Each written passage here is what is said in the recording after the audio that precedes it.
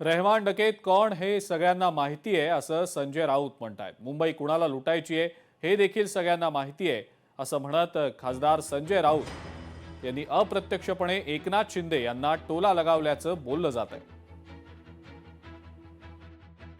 काय तो आता नवीन सिनेमा कुठला निघालाय का? पुरंदर तिजोरीला घातलं भेटोळं, प्रत्येक कामात घोटाळे, मुंबईकरांना लुटून मुंबईचे केले वाटोळे, असं मला आता पाठवले आणि कोणीतरी पाठवून। मुंबईच्या तिजोरीवर दरोडा टाकणारे हे रहमान डकेत कोण आहेत? त्याचा शोध घेतला पाहिजे। हो ना, ते रील बघितली का तुम्ही? त्याचा रील बघितला? आणि म्हणून मी आपल्याला सांगतो की मी असं कोणाला वैयक्तिक बोलत नाही, पण मला जेव्हा तुम्ही बोलता तेव्हा मला बोलायला लागतं। आणि म्हणून एवढंच सांगतो की मुंबई को लुटने वाला कौन है वो रहमान डकैत, याचा शोध नक्की घेतला पाहिजे।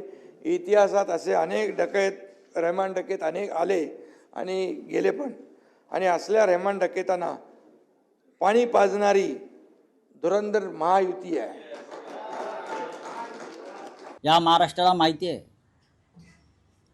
रहमान डाकू कोण आहे, कोणाला मुंबई लुटायची आहे आणि त्यांना हे पाठबळ देणारे कोण आहेत। या मुंबईचं कराचीतील लॅरी शहर कोणी केलेलं आहे अड्डा, या अख्ख्या मुंबईला माहिती आहे, महाराष्ट्राला माहिती आहे आणि देशाला माहिती आहे।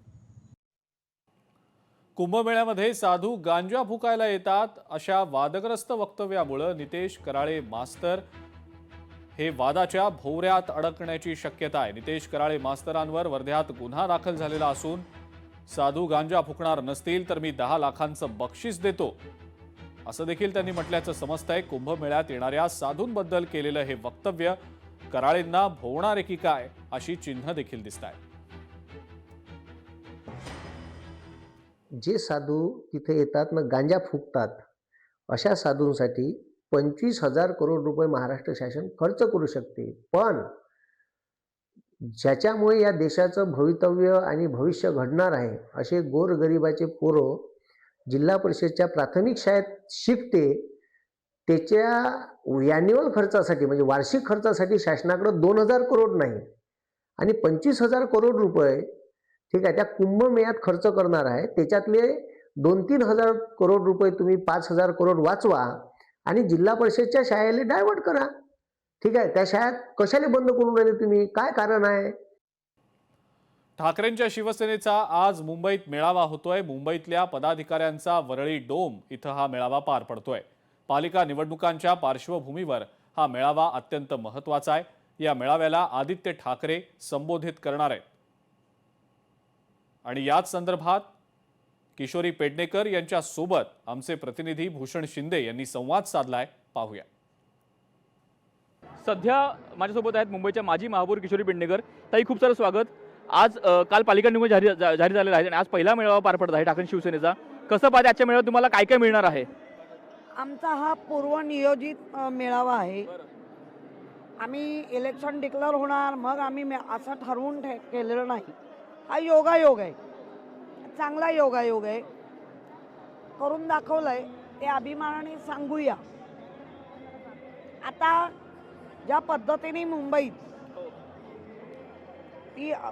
93,000 करोडचं बजेट खालसा केलंय, आम्ही तर करून दाखवलं होतं ना, बजेट ठेवून दाखवलं होतं आणि खालसा करून दाखवलंय ते आम्ही आता ह्यांना दाखवणार आणि आम्ही करून दाखवलंय हे आम्ही अभिमानाने सांगणार लोकांना।